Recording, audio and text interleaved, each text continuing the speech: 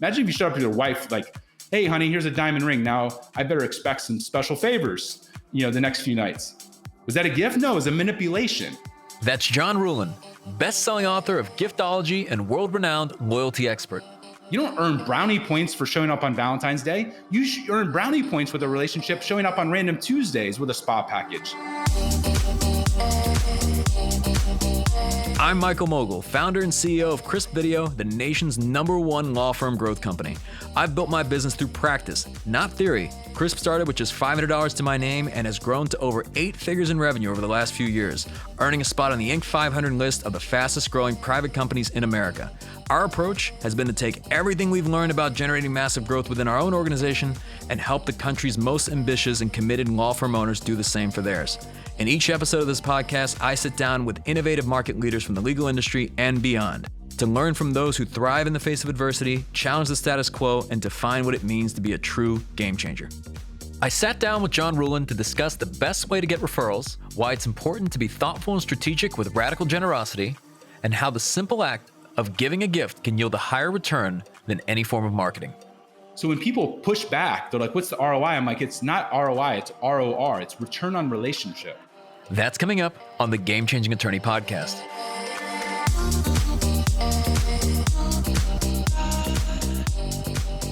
John Ruhlin is the founder and CEO of the Giftology Group, and author of the best-selling book, Giftology, the art and science of using gifts to cut through the noise, increase referrals, and strengthen retention.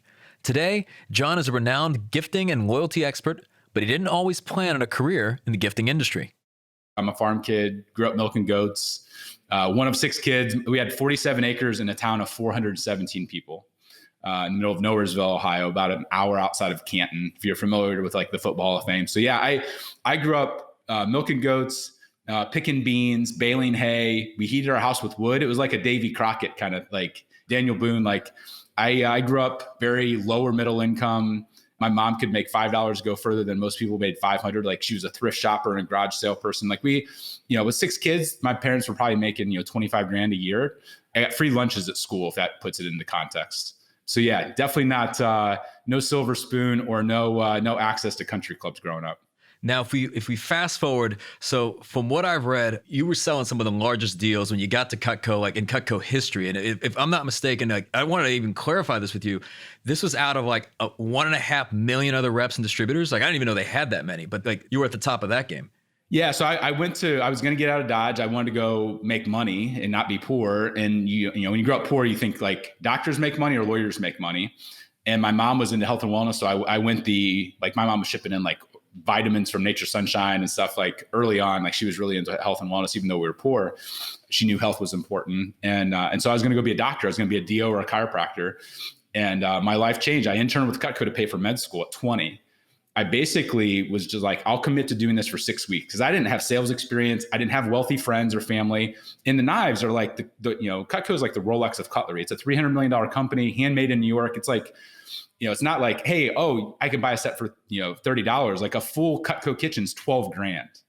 So when I interned with them, I was like, I don't even know if I'm going to sell one knife.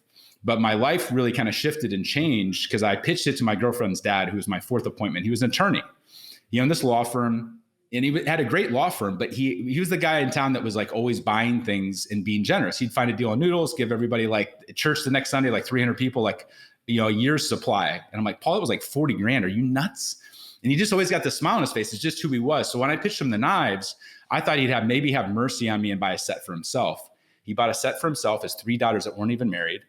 And then I pitched him again, thinking he's always giving things away. Maybe he'll buy pocket knives because all of his clients are men. They're like $1 million to $1 billion companies, privately owned, insurance companies, financial advisor firms, home builders, lumber yards, and they all like hunting and fishing.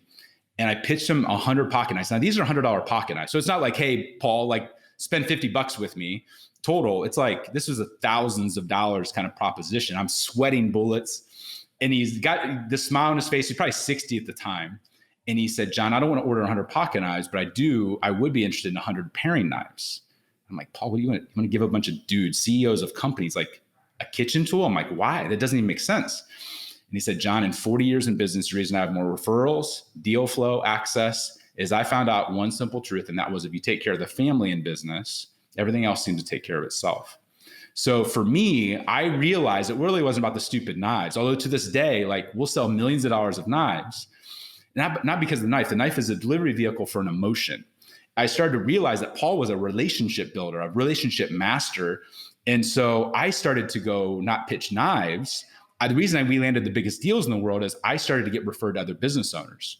So I would find a CEO of like a $200 million insurance company I'd want to get a meeting with. I'd send them some knives, little handwritten notes, said, carve out some time for me, promise to be worth your time. And I'd get the meeting, go in, pitch him. And he, like when I walked in, I'm wearing like the one suit I have. I'm green as can be. I'm 21 years old. In walks the CEO and like it's like out of a movie, like the mahogany boardroom, like old leather. And he's like, are you the John Ruhlin that sent me the knives? I'm like, yes, sir.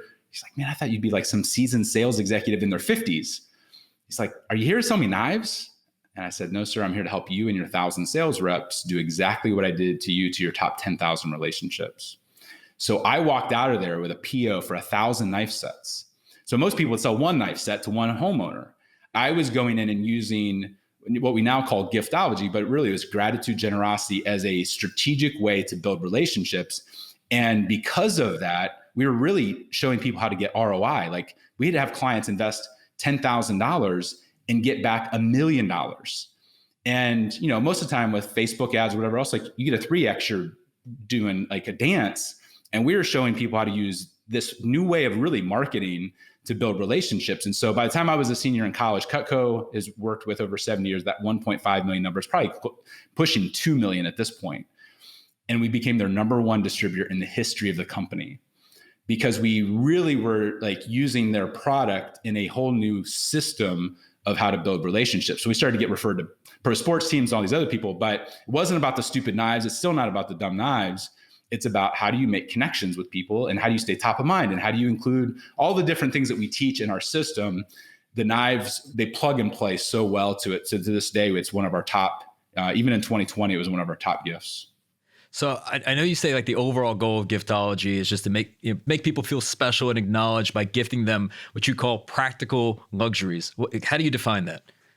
Guys are the worst at this. Like guys think about like giving their wife a gift, the day before, like anniversary or birthday, like linear, check the box. But most people aren't thinking very strategically. Like whether you're a lawyer or a CEO, like we think like, I like bourbon, I'm going to give bourbon. I like golf, let's take people golfing. I like steaks, let's take people out for steaks. Like we're very like, we give what we like to receive. And that's why like, if you've read the book, The 5 Love Languages, we tend to marry our opposites. Like there's 5 different types. And Gary Chapman, who wrote the book, is a mentor of mine.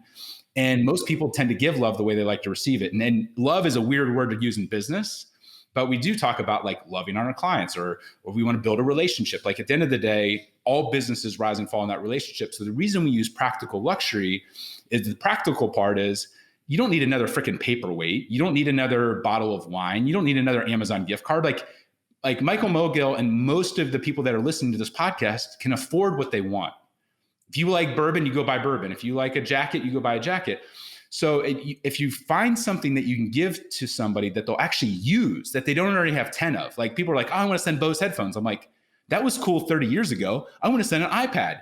I have 5 iPads that are unused in a box at home because people think, oh, I saw somebody give an iPad. Let's do that. I saw somebody give this cool widget or this cool jacket. They don't want to really wear your stupid Cutter and Buck jacket. Like, so practical is the usability side. Most people would never go spend 12 grand or even, like one knife might be $200. Most people have the set that they got for their wedding of knives at Bed Bath & Beyond or Nordstrom or Williams Sonoma. So if you send somebody a $200 knife that's engraved with their name and their family name on it, the likelihood of them actually using it is the practical side. The luxury side is most people, when they do a gift, it's like, hey, what can you afford on a watch? They're like, I don't know, my budget's $500. So you get all excited and you're like, hey, I'm going to send Seiko watches to all my clients or Apple watches. Meanwhile, most of your clients, what do they have on their wrist? They have a Rolex or a Breitling or a Patek or whatever. So you spent $500 thinking, I'm going to give this great gift. I'm generous. But what you really did is spend $500 to look embarrassing, to give them guilt, because the person gets it and is like, oh, this is $500, but I'm not taking the Rolex off my wrist to put on your Seiko or your Apple Watch. So the luxury part is if you're not willing to do best in class on a watch, you don't have to send a Rolex. Why don't you go give a knife or give like we do these crazy, they're called artifact mugs, $1,000 mugs. You send it to somebody, people have $1,000. I'm like, I've had billionaires cry and say it's more valuable than their $50,000 watch. Why? Because of the personalization. It tells somebody's legacy and life story. So unless you're willing to go best in class in a category and make it nicer than what the person already has, then they're not going to use it. They're going to re-gift it. They're going to put it on a shelf. They're going to tell you thank you because they have gift guilt. Nobody ever says, I thought less of you as a human when I got your Seiko watch or when I got your bottle of bourbon and my dad's actually an alcoholic. But that's what goes through their head. And so people, and I see lawyers are some of the worst at this. That's the reason that Paul was so good at it, was he was a lawyer that had empathy. And he could put himself in other people's shoes and say, the gift isn't about me. I want to make the gift about the other person. And that works. It's, whether it's your spouse, like if you buy your wife a four-wheeler and she hates the outdoors, was the gift for her, for Mother's Day. It wasn't a gift for her. It was a gift for you.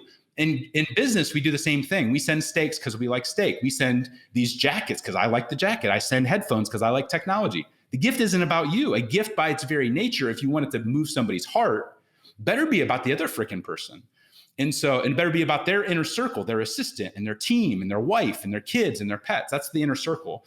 So the core of what we teach, people are like, oh my gosh, like there's a whole science and an art to this. I'm like, yeah, like most people don't realize they're actually spending money to have a negative consequence with their most valuable relationships. Like you're spending money to basically tell somebody that they don't matter or you don't know them that well. Not a really good investment in business today. Many CEOs believe the act of giving a gift sounds nice or may even be sentimental, but the question many ask is, what is the return on investment, or ROI, that they can expect from it? I asked John to elaborate on the business case for thoughtful giving. I just got off Vaynerchuk's podcast, and we talked specifically about this. Most people's long game is days, not decades. And yet, if you look at most law firms, like they're building long-term, multi-decade relationships with these people, but they're not treating them as if this is going to be a 10-year, a 20-year, a 30-year. They're making the investment oftentimes saying, what have I got from that person lately? If I haven't got a referral from them lately, I'm not sending them a gift. And I'm like, you have it backwards. If you love on people and inspire them, they'll go refer deals. And so here's a great example. I went to a mastermind. You go to masterminds and different things like, to go hang out with people. And one of the guys I meet is the CEO, founder of one of the top, if not the largest, financial advising coaching companies at the highest level. It's the guy's named John Bowen. It's called CEG. Used to own a private equity company. Like he's played in that world really, really well. Very white collar. And so I go into my pitch. I own this gifting agency. We help you outsource all of your gifts. We send love bombs. We drive referrals. We, in some cases, anywhere from a 10 to 1,000x ROI. And his response was, oh, that's cute. Oh, you own a gifting company. And you could tell, like, immediately he's like writing me off. And he's like, John, we do gifts. Yeah, we do some swag. We do some baskets, Christmas, whatever. Like, probably not for me. My industry, I'm taking care of 7-figure advisors, guys that are making 7 figures or more. Probably not a fit for me. So I'm like, okay, farm kid, chip on my shoulder. Like, so we leave the event. I spent probably an hour with this guy. So I start sending him gifts for his wife. And I had my team do the research, found out his wife's name was Jan, started sending some knives. Hey, thanks for carving out the time. Now, this is not cheap knives. These are like $300 to $500 gifts. So if I took him out to dinner, what it would cost. I found out his wife's, name and put her initials on a leather bag and some other things. Didn't ask for anything. 6 months go by. I had his number saved. I get a phone call from John. Pick it up. Hey, John, what's going on? And he's like, John's John Bowen. And he's like, I met you at this event, 6 months ago. You started sending these gifts. I thought they were cool, but I was like, whatever. 5 minutes later, I forgot about it. And then 3 months in, my wife, Jan, we're going to bed, and she brings up your name. Hey, have you done anything with John Ruhlin lately? He's like, I thought that was kind of weird. It's kind of an anomaly. And then a week later, she asks again before bed, hey, have you done lunch with John? And he's like, John, I feel like I'm sleeping with your sales rep. Like, this is insane. He's like, do you really think this would work in financial services? I said, if you follow the recipe, it will. And so we walked through like what it would be for his top about 200 advisors, all 7-figure earners. He's having this event for the 5th year outside of San Francisco. And he fights me the whole time. I don't know the wives' names because 99% of these dudes are married white dudes. I don't know wives' names. I'm like, if you don't get the wives' names, the deal's off. He's like, you're not going to take my money? I'm like, no, unless you get the wives' names, deal's off. He's like, that's going to take a lot of time. So his assistant's tracking down people's wives' names and whatever else. He's like, can't we just give the gifts at the event? I'm like, nope, you got to do this way. Fights the recipe the whole time. I'm like, either do it well or don't do it at all. So we go through the whole dog and pony show. We send out these gifts. It was knives, $200 per person, just as a taste, because he didn't want to commit to thousands of dollars right out the gate. I'm like, that's fine. Spend $200-$300 each. And so we send him out. He has the event. Afterwards, against my recommendation, he has this survey of an assessment. And at the end, it talks about asking for referrals. Like, who do you know that would be a good fit for this coaching? That basically asking for peers. And he's like, John, I triple checked the numbers. Our referrals in the last 5 years have been about the same. They went up 107%. And the only thing we did different were your stupid gifts. And I laughed. I said, you're probably going to buy a few more gifts, aren't you? He's like, I sure as hell am. Why did it work? Well, it worked because of the recipe. But a lot of people send stuff, like Amazon can send stuff really efficiently. So people fight me all the time. Like, why would I do the knives? Why would I do this? It seems expensive. And at the same time, they'll go take their clients out to Morton's and drop $500 a person and buy expensive champagne and wine, whatever else. And most people will do their biz dev, their relationship building, especially guys, very experiential, very like dinner, golf, cigars, whatever else. Gifting is an area where most people, it's like I'll check the box at Christmas. And if you do it really well, most people think they're a 7 out of 10 on gifting, and really they're a -3. And so the 107% referrals, which by the way, a referral to him was worth 25 to 50 grand a year, and the typical client stayed for 5 years. So what's that worth to him? It's worth anywhere from $100,000 to $200,000 for one referral, and they went up 107%. So when people push back, they're like, what's the ROI? I'm like, it's not ROI, it's ROR. It's return on relationship. If you want to get 3x return on Facebook ads, that's fine. But if you looked at your overall marketing budget and relationship and biz dev and you country clubs and sporting events and whatever else, you don't have to take all of that money and invest it in giftology. But imagine if you took 20% of it and started investing in your relationships this way, and you increased your referrals, not by 107%. That's not, sometimes it'll be higher than that, but even 10%. Most advisors, most, wealth managers, most CPAs, most, law firms, like a referral is gold. You might have that client for 20 years. Most of the people that are listening to this podcast probably don't have an issue with retention, but most of them suck at getting referrals. And the reason is because they don't have an intentional strategy about how they're showing up for their relationships. They're doing the same thing as all of their competitors, dinners, golf, rounds of golf, all that stupid stuff. And it's fine, but it's table stakes. It's like only taking care of your wife on Valentine's Day and her birthday and anniversary. You don't earn brownie points for showing up on Valentine's Day. You earn brownie points with a relationship showing up on random Tuesdays with a spa package. If you want to build relationships, you have to be different than your competitors. And gifting is the one that people are like, oh, that seems weird. It seems woo-woo. And I'm like, great. If everybody was a great gift giver, it'd just be marketing noise. But because most people suck at it and are uncomfortable with it, they avoid it. And I'm like, that's awesome. We'll work with the 2% of people that get it, and we'll crush all of their competitors because nobody is doing this. Now, I know when it comes to gift giving, you argue that not every gift needs to create a return for it to be a successful investment. If you could elaborate on that. Well, I think that most people want to start with prospects, and that's the last person you should be appreciating. Most people get excited about taking care of their cold market, their whales, and that's fine. I like whale hunting as much as anybody. Like I love, getting the phone call from a Lewis Howes or a CEO of a Fortune 500 company. But what I found is that most people where they should be starting is with their employees. If you want your employees to deliver Ritz-Carlton service and they've never stayed at the Ritz-Carlton, how's that working out for you? Like it doesn't.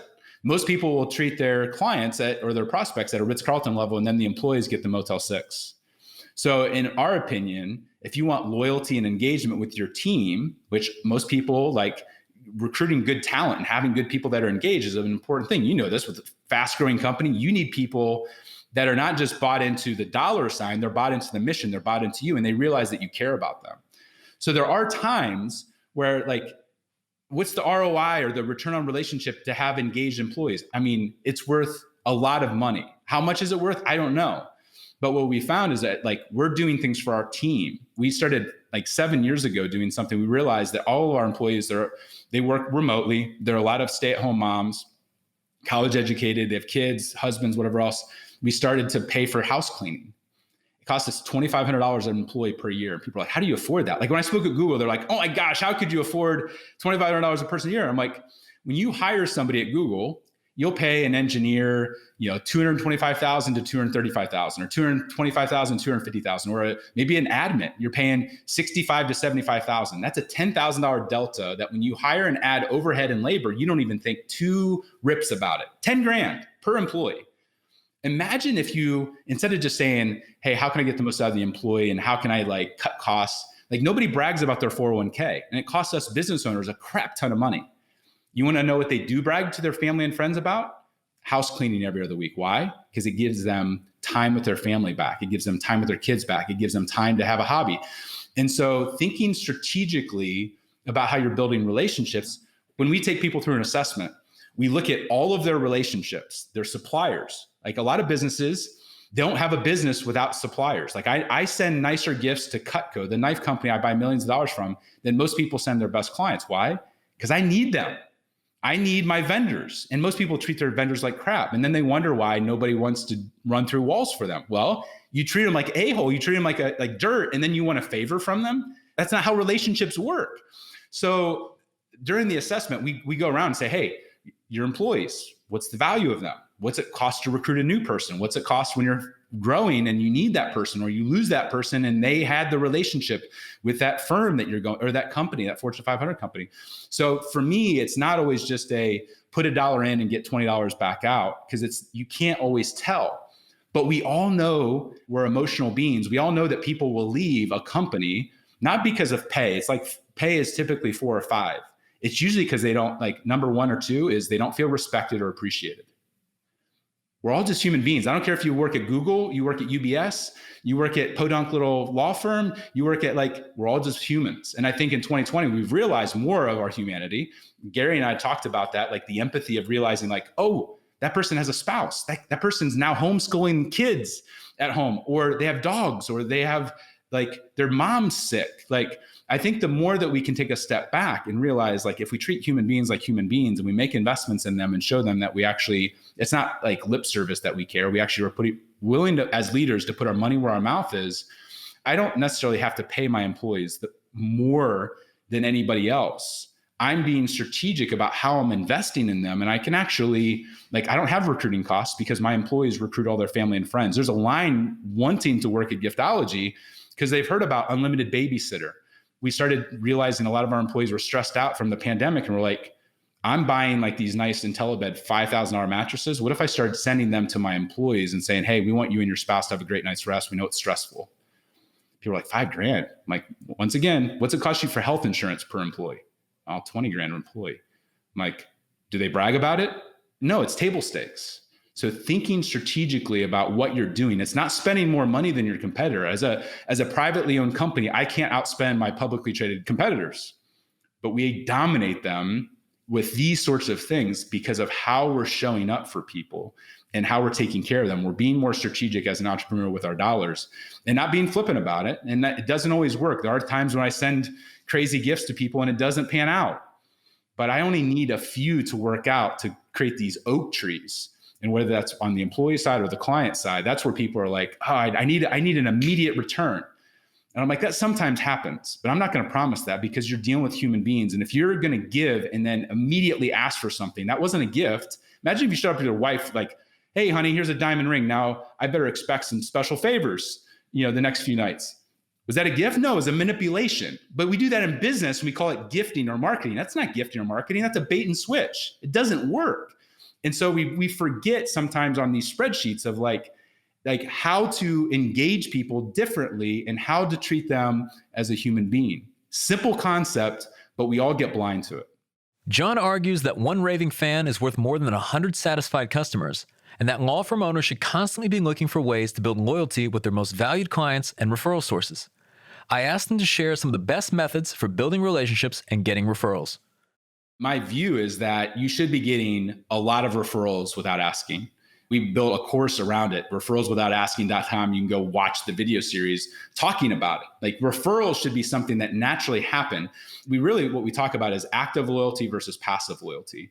Most people think if they retain a client, that's loyalty. And I'm like, we've all had employees that have stuck around and they were loyal And we actually wish they would have left. Like they're actively disengaged. They're staying, but a loyal employee or a loyal client or a loyal center of influence or referral partner is somebody that doesn't just say, if somebody asks them, hey, what law firm do you use?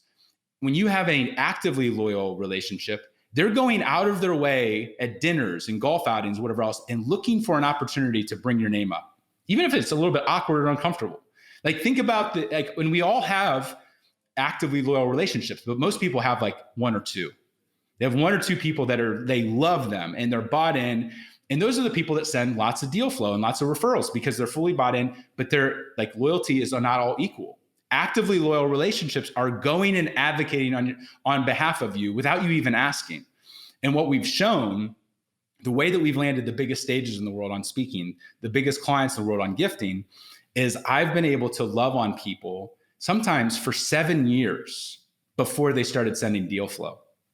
Most people send one or two gifts to only the people that are referring. And what they don't realize is that within their warm market, they're leaving money on the table. And if they would show up for people, everybody says they're in a relationship building business, even if you sell toilet paper. But lawyers, everybody would say trust and relationship. A lawyer is handling some of the most intimate things you could possibly handle for somebody. And yet most of the time, when do we give gifts? When a deal's done, when a referral's given. What did you just turn that relationship into? A tit for tat, a transactional relationship. Is that what you want? No. But subconsciously, you're like, somebody sends you $1 million lead or a $250,000 referral, and it closes, and you think, I'm generous. I'm going to send a case of Opus One. Like, hey, it's a couple grand. But in their head, they're thinking, wow, man, that guy just made $1 million. I would have thought maybe he would have sent something more, because now he's equating it, he's weighing it, and it doesn't feel equal. Whereas if you just sent the case of Opus One as hey, I just appreciate who you are as a person. I just appreciate the relationship, not tied to a deal or not tied to a referral. The other person, I don't like wine, by the way, as a gift, because in marketing, you should be measuring cost per impression. And you send 6 or 12 bottles of wine, you're getting 6 or 12 impressions. I'd rather send something that's getting 6,000 or 12,000 thoughts versus 6 or 12. That's how you can afford to spend more and actually get more impact over the long haul. And your cost per impression goes down significantly. But even something like wine, a gift that's on our top 10 do not give list, if it showed up as a just because of the relationship versus showing up as a transactional tit for tat. And so that's where, when we lay out a plan, we call it a relationship plan and do the assessment, we tell people, you got to be doing gifts at planned randomness. You're sending it out to them, not because it's renewal time, not because they just signed $1 million case with you or whatever else. You're sending it just because. We'll literally send 10,000 knife sets out, and every single person feels like they're the only ones that received it. Why? Because the timing. We didn't tie it to a deal, an anniversary, a birthday, Christmas. You send a love bomb or a gift out of the blue to people, and they're like, I didn't give a referral. I didn't do a deal. Oh my gosh. Michael was just thinking about me. Steve was just thinking about, like, it changes all of a sudden. Now that person, because we all have built into us in our DNA reciprocity. When somebody shows up for us over and over and over again, guess what we want to do? We want to do something back for them. That's how God's wired us. Whether you're a person of faith or not, like, I'm not getting like woo woo or transcendental or anything. Like, when you make a deposit into somebody consistently, as a human nature, we want to do something nice back. And so when I talk about referrals without asking, the whole concept is, how do I be proactive and show up for people for no other reason than a just because?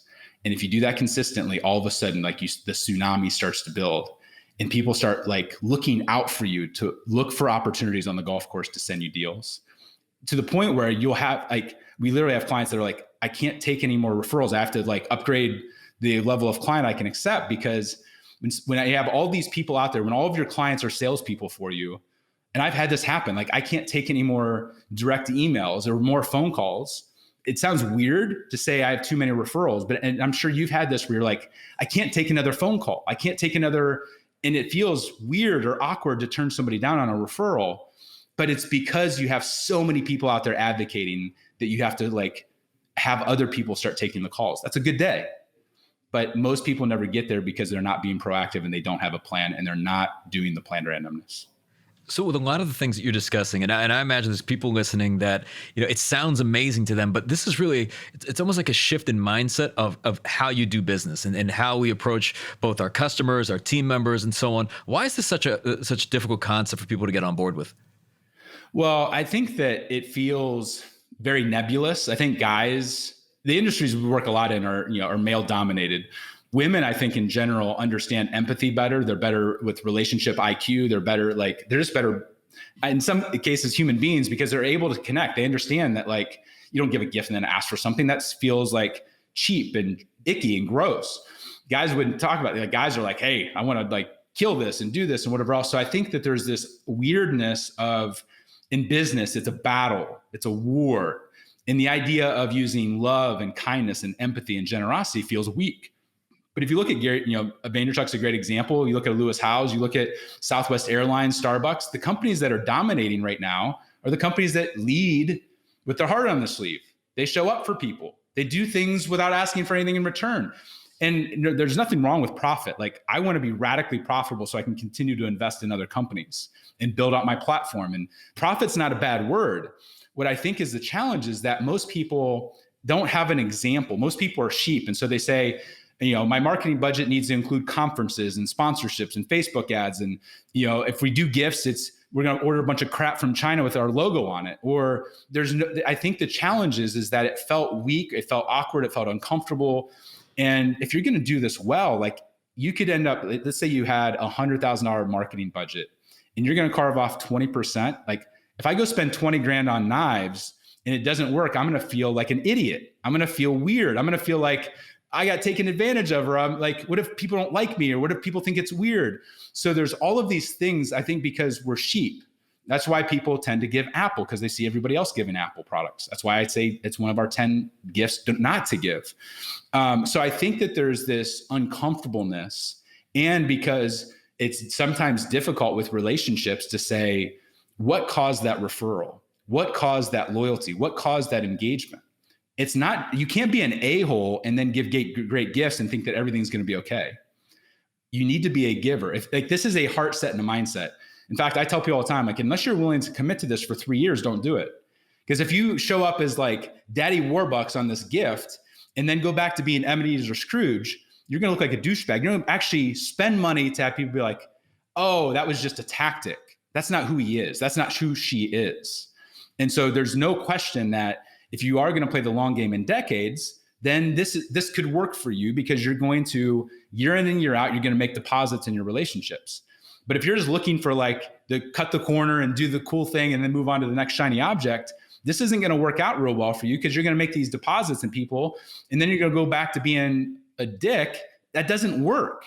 And so I tell people all the time, this is not your heart set, your mindset. If you're a giver, if you're somebody who likes to build relationships, if you're somebody who's going to sell the company in a year, then maybe it's not for you. But if you're going to have your firm, for another 10 years, 20 years, 30 years, and even after you leave the firm, you're going to be involved in the community and give back and understand that you want people on boards talking about you, then making these sort of deposits in people and playing the true long game could actually work. But I think that the challenge is that nobody has ever challenged people to say, you need to be more strategic with your thoughtfulness. You need to be more strategic with your generosity. You need to be more there is a way to be thoughtful and strategic at the same time and make deposits in people, and over time reap those rewards.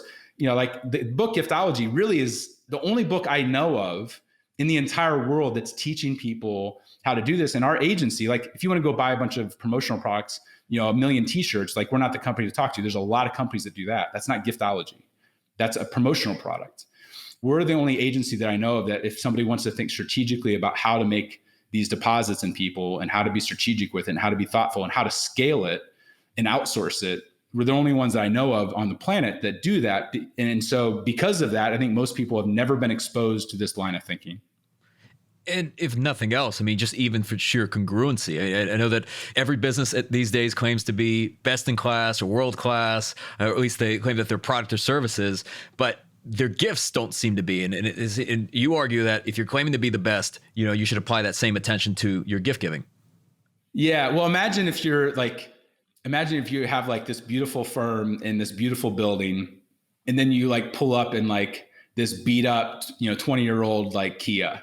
It's weird. It'd be like going to, this beautiful restaurant and somebody's like serving $80 steaks. And then they go to the wine cellar and say, yeah, all we have is $2 chuck from Trader Joe's. Like, you need to be congruent with your messaging. You need to be congruent with, if you play at this level, which, you're a level 10 on, like your law services and how you operate, like all of those things. So now, like, if you send something to somebody and you're, a Ritz-Carlton here and then a Motel 6 level on your gifts, you're basically, it confuses people. It makes people feel like, oh, maybe he says he's world-class, but that's like peanut brittle or brownies or chocolate bar for, an Amazon gift card or Starbucks card. Like, are you really? And so the last thing you want to do with your messaging is spend money to confuse your relationships or to put doubt. Like, credibility is a big deal. And we were talking about this before we went live about like the power of a book or the power of a podcast, like credibility with all of this noise and everybody saying things. And so like people look and say, yeah, he says that, or she says that, or that brand says that. Like, let's go a little bit lower and say, like, do they follow through on their brand promise? Do they follow through on what they say they are? And nobody's perfect at it. Like, there are times when I screw up a gift or our team does, or, like we do something that's not congruent. But if you're going to consistently show up for people and do things, it needs to be congruent with whatever you're saying. And if you're best in class and world class, then every touch point that goes out, like, it's a physical representation of whether or not you really are who you say you are. And in business, I think in 2021, that's paramount, because not only can it affect that person, but now with social media and all these other things, like, it can spread like wildfire without you even realizing it. Like, somebody is pissed off or somebody gets something like, really, like, you sent me a koozie with your logo on it. Like, now people are posting on it and making fun of it, and things can spread so much faster in 2021, both good and bad. And so to me, it's better to do nothing at all than to do something half-baked. And I think there's traditions in law firms like, oh, it's Christmas, we send a gift. We don't allow our clients to send gifts at Christmas. Why? We want to be different than what everybody else is doing. We want to help them invest dollars and get that 10x and 1000x ROI on the back end and return on relationships. And so being congruent with that is paramount. And I know you talk about the gifts themselves, that it's important that the gifts are unique, practical, visible, lasting, universal. I hope I got everything. There's probably, maybe there's even more things, but why do they have to be all of those things? Why do they have to hit each point?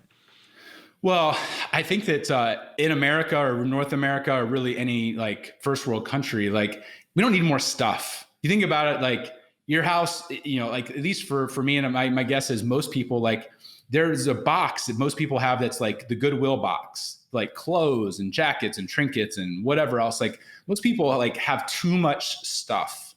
We're donating it, we're gifting it, whatever. And so unless you're going to take, I don't even like calling them gifts anymore. I call them artifacts. Like, no, most people don't need more crap, more stuff. Like, now, like, you're putting the obligation on that other person to be like, oh my gosh, I got to say thank you. Maybe write a thank you note. And now, like, I have to feel guilty because I'm going to regift it or give it to Goodwill. So the reason it's so important to be unique, to be useful, to include the family, to be best in class, is it's super hard when you're dealing with affluent people to give them something that they're actually going to do, keep and honor and like. And so to give something to somebody, now, if you do, I mean, that's the reason that, like, to this day, that the silly knives are one of our most popular gifts.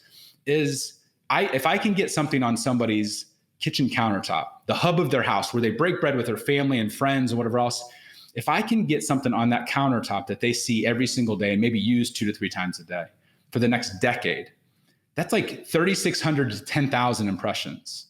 Why? Because I was able to get something on some of the most valuable real estate on the planet is somebody's kitchen countertop. Like, most people's countertops, they want them to be clean and only a handful of things, maybe a Vitamix, maybe a really nice knife set, maybe whatever. But so, like, if you can own that spot, now, like, subconsciously and consciously, top of mind awareness, the person who's liked, trusted, and top of mind wins the deal and wins the referral, hands down.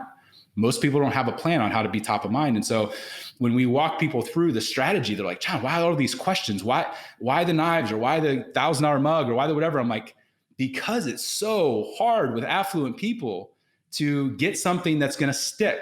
I don't want to just get you a thank you note. I want to get you a deal 3 years from now. I want to get you your largest case. I want to get you 10 referrals over the next 10 years. And that only happens if you're really strategic and really thoughtful and you think about the engraving and the handwritten note and all the little things that make that thing land, you just want to send stuff, like go to Amazon. Like they're really efficient at sending boxes of crap. And some of it's valuable and nice and whatever else, but like an artifact is something that you value, that you're like, oh my gosh, this was made for me. Like we did a gift for Tony Robbins for a client recently. And he's like, John, we did this partnership. I want to send a gift. And I said, great, we're going to do this like $6,000 knife set. He's like, $6,000 for a knife set. And he knew what Cutco was. He knew what the knives. He's like, really? I'm like, not about stupid knives. Here's what we're going to do. We're going to spend a month researching, and we're going to get all of his quotes over 40 years that he put out into the world. And we're going to engrave those 64 pieces of wisdom on all of the blades. And then you're going to make a video talking about, as I know Tony's impacted your life. And you're going to speak into Tony and his wife and talk about what their life legacy has meant to you. And you're going to talk about that these set of tools that your hope is that they'll break bread with these and pass them down to future generations of Robbins. And those kids and grandkids will be reminded of the legacy that you put into existence. Now that went into like a $2,500 walnut wood and cast iron strongbox with a video screen built in. So when they opened it, it was our client speaking to Tony and his wife. That, $8,000, not a cheap date. Wasn't about the stupid knives. It was unique. It was classy. It was universal. Tony could go buy 10,000 knife sets. It was the messaging. It was the thoughtfulness. It was the extra energy and time to go pull off those quotes, to make it an heirloom, to make it an artifact of the relationship. That's what made it like, even if Tony had the nicest knife set on the planet that was like diamond encrusted, that was $100,000. That is just a thing. This is an artifact. It ties into his legacy. It ties into what he values. And so that's where people are like, oh, I did the giftology thing and it didn't work. I do gifts, whatever. And I'm like, did you follow the recipe? And they're like, well, I kind of did giftology-ish. I'm like, imagine baking bread and you bake it 10,000 times and you don't put yeast in any of the times. I don't care if you baked it 10,000, 100,000, a million times. If you bake bread and don't put yeast in, you don't get bread. And if you try to be thoughtful and use giftology, but you forget one ingredient, it's going to land radically different. You're not going to have the uniqueness. You're not going to have the referrals. You're not going to have the deal flow. So all of those little things, people are like, John, like you're a little obsessive with the handwritten notes and the engraving and all these things. And I'm like, I'm obsessive because to build a relationship with an affluent person and inspire them to go send deal flow your way or to be loyal or to be whatever is really difficult. And if you do it well and follow the recipe, all the little things, whether you do it on your own or you outsource it to an agency like ours, either way, the same recipe has to be followed because we're all human beings and there's a psychology, there's a science to it as well as an art to it. And if you forget one thing, just don't expect to get the 1,000x ROI on the back end. It's just not going to happen. John believes that giftology isn't about stepping into the spotlight yourself, but rather it's about shining the light on someone else. In fact, he himself learned this the hard way. The long and short of it is I almost lost the business back in 2007, 2008. I'd invested in too many things and I had an employee that was stealing from me. And when the market melted down, all the real estate and other things I had done, like it just got destroyed and I almost lost the business. So there's about 18 months there. My business partner bought half the business, didn't take a draw for 2 years. And my now wife at the time was my girlfriend, had moved, quit her job, went on a mission trip to Nicaragua and moved to Ohio. She got the worst side of being with an entrepreneur that you could ever get. Like I was barely keeping my lips above water. I said, I'm not going bankrupt. I'm going to fight my way through this and figure it out. And so when I decided to propose, I want it to be 10 times better than anything that I've ever done for a client. So she could never say, yeah, you love me, but really you love your business. And really you love your clients more than me. Because I think that as entrepreneurs, we struggle with the business being our mistress and the business being our focus versus our family. And for me, like I've always wanted to be like family first, then business. And there's nothing wrong with being a great entrepreneur, but I wanted the priorities to be in order. So I decided I didn't have money because I was literally trying not to go bankrupt. And I'm like, what can I create? And I basically decided our favorite movie was The Notebook. And I'm like, I'm going to recreate the movie, The Notebook for my wife. And my brother just graduated from film school, so I get him for free. And I'm going to arrange Continental was the airline at the time. And we were living apart, by the way. She was living in St. Louis. I'm living in Ohio because she had gotten a job there. And the relationship was actually kind of rocky because I was a sucky boyfriend. I just wasn't present. And so I had arranged with Continental to be on the airline sitting next to her when she's flying in for Valentine's Day, not expecting an engagement at all. And I had my brother transform me to look like a 90-year-old guy, like the guy from The Notebook. It's an amazing movie. So everything was like great. My brother, we did a makeup run the night before, and I'm supposed to be flying into St. Louis because I had arranged to be sitting next to her on the plane. And so we'd fly in early. He transformed me into this 95-year-old looking dude. It looked like I gained like 200 pounds. I had false teeth. I had Brut cologne, gold watch, Velcro shoes. Like I looked like a 90-year-old dude, NASCAR jacket. And so the plan was to be on the plane when she's on the plane, and she'd be looking at this notebook that I created for her. And it looked like it got lost in the mail. My brother flew down to deliver it to her. And, at the end of the notebook, it starts talking about like growing old together. Will you love me when I gain 100 pounds, all this kind of stuff. And she'd realize the guy sitting next to her wasn't a 90-year-old dude, it was me. And I'd get down on one knee. The ring was hidden like Shawshank Redemption style at 30,000 feet. We'd land. My family, her family would be there in a stretch Hummer limo. They'd driven like 10 hours to be there. And our 200 closest friends were going to be at this restaurant to party and celebrate. That's what was supposed to happen. So the morning of, I fly into St. Louis with my brother. He transforms me into this 90-year looking dude. And he delivers the package to Lindsay when she gets to the airport about 4:00. She's getting ready they're starting to do pre-boarding time. I go to get on the plane because I'm an old dude. I'm pre-boarder. And I go to hand my ticket and I collapse. And Lindsay doesn't recognize me because I'm in disguise. And my brother's like looking at this like, John this isn't part of the plan. Like, what's going on? So the flight attendant's like shaking me, sir. Like, and I'm unconscious. They roll me over, blood everywhere. And then another pilot comes off. They like call 911, sees me on the ground, thinks I'm having a heart attack. They pull the defibrillator off the wall and start taking, and then the wig falls off and the glasses. And Lindsay realizes it's not a 90-year-old dude, it's me. So she has a meltdown. They have to build a wall of people around me to keep her away. Now, meanwhile, guess who shows up when there's a guy in disguise getting on an airplane? The FBI shows up and is asking questions. They put the paddles on me and it says, shock me. So they hit the button, they shock me. They can't stabilize me. Cut the stuff off. Ambulance shows up. They put me in the ambulance and Lindsay gets into the back of the cop car. They won't let her in. And with my brother, and she's not even sure if I'm alive. And she finds out from him, the cop, as they're following the ambulance, that I was going to propose, and she's not even sure if I'm going to make it. So meanwhile, my brother sends out a text message, party's off, John had a heart attack, we're on our way to ICU. Going to ICU, they run every test under the sun. And the next morning, Lindsay is like holding my hand through the night, not sure if I'm going to make it. I wake up, I'm like, I'm on all these drugs. They pulled the breathing machine out, and I'm like, did I get engaged? And they're like, no, you almost died. This happened. They're like, my brother's giving up the list. And Lindsay's like, and I start laughing. I think it's the funniest thing in the world. And Lindsay, my girlfriend, is like, that is not funny. Like, there's nothing funny about it at all. Doctor comes in, John, have you changed any? Like, what's going on? Like, have you changed anything recently? And I said, yeah, I was doing this special diet, blah, blah, blah. And he's like, you had a low blood sugar seizure. And when the machine misread things and you got shocked, you should have died. I'm like, but I didn't. It's like Romeo and Juliet. I think it's the best thing ever. And Lindsay's like, that's the dumbest thing. Like, you're an idiot. Like, that was not funny. It's not like, so fortunately, like 6 days later, we read the notebook together. I get out of the hospital, fly back. And she says, yes. We get married 6 months later. And for 5 years, we fought. Anytime I'd go to a YPO or a CEO event or Google to speak, the dinner before, somebody would hear about the engagement story and be like, John, you got to tell the story. I'd be like, sure, I'll tell the story. And Lindsay's like, don't tell the story. I hate that story. I tell the story. Everybody loves it. Lindsay and I go up to the hotel room and we fight like cats and dogs. She's like, you're so insensitive. That was the worst day of my life. And I'd be like, you don't appreciate me. I almost died for you. It was like this big sticking point for 5 years. We started having kids, but like the marriage wasn't great. And one of my mentors is like, John, tell me, how's the marriage going? I'm like, it's okay. He's like, well, tell me what's Lindsay like? What is her favorite? Like, what would be her best day ever?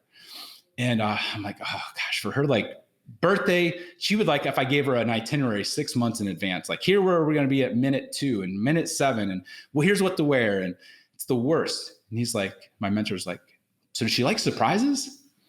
And when he asked that question, it was like somebody punched me in the nose, the mouth, and the gut at the same time. I was like, oh my gosh, she hates surprises. And I realized in that moment that I had made the entire engagement experience about what I liked. I love surprises, blindfold me, take me to Africa for a safari. Like I wanted this story to be on Oprah someday and all these other things. And I realized I'd made everything about that, about what I wanted, not about what she wanted.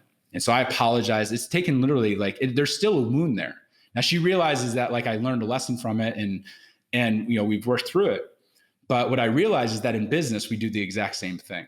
When we give a gift, we tend to give it the way that we like to receive it. If we like steak, we take people out for a steak. If we like wine, we send wine. If we like golf, we take people golfing. If we give a gift, it's in our company colors or on our company anniversary. We do the exact same thing in business, and we wonder why things don't resonate.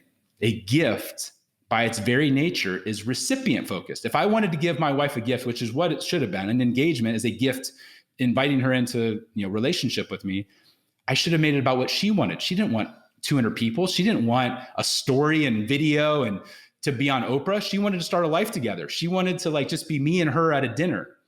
And there's so many times in business, whether it's with our employees, our centers of influence, or our clients, whether you're a law firm or whether you're a Fortune 500 company, it doesn't really matter. We make everything about us. We shop with our own eyes. We buy with our own eyes. We give the love the way we want to receive it. And when we can flip that and say, what would they really want? Our lives and our relationships flourish because we're actually putting them first versus our own ego and our own pride. And that's hard. It's hard even for me. And I've been doing it for 20 years, working that gratitude muscle. But when you can do that, whether it's an engagement or whether it's for your best client, relationships shift and change when you flip the script. And John, as we come to a close, this being the Game Changing Attorney podcast, what does being a game changer mean to you? I kind of view life in some ways as a game. And I want my life to have mattered. And so to me, it's, leaving my mark in that dash between when I was born and when I died. And to me, whatever I do, I want to do it at 110% and go all in or not do it at all. And sometimes I struggle with that. I'm not perfect at it. But, for me, if you're going to gift like it matters. If you're going to be a parent like it matters. If you're going to be a business owner, be purposeful and serve your employees and change the game in whatever way you can, but go all in. And my mentor early on, I saw him live his life this way, which was giving more than was reasonable, giving more than was necessary. And when you show up and you give more than you need to, and whatever that is, effort, generosity, gifting, love, good things happen when you do that. And so that's what it means for me to be a game changer. I want to give a huge thank you to John Ruhlin for taking the time to speak with us today. What particularly resonated for me was when John mentioned that if you claim to be best in class, but send cheap and thoughtless trinkets, you're failing to live up to your promise, and that you must be congruent with your messaging, branding, and your gifting. You've been listening to the Game Changing Attorney podcast with me, Michael Mogul. If you enjoyed this episode, I'd really appreciate it if you could share the podcast with at least one other ambitious law firm owner who you believe would benefit. And you know what? Maybe more than one. For more information on our interview with John Ruhlin, see the show notes for this episode in your podcast app or visit GameChangingAttorney.com. And join us next time, and we'll be talking to the co-founder and former president of the Ritz-Carlton, Horst Schulze. Who in this room doesn't know what Coca-Cola is? You all know it. Everybody knows it, obviously. Coca-Cola knows that everybody knows what Coca-Cola is. But they still spend billions of advertising because you have to keep it front of mind. Why wouldn't we keep front of mind the things that will make us the leader in the world in this industry? That's next time on the Game Changing Attorney podcast.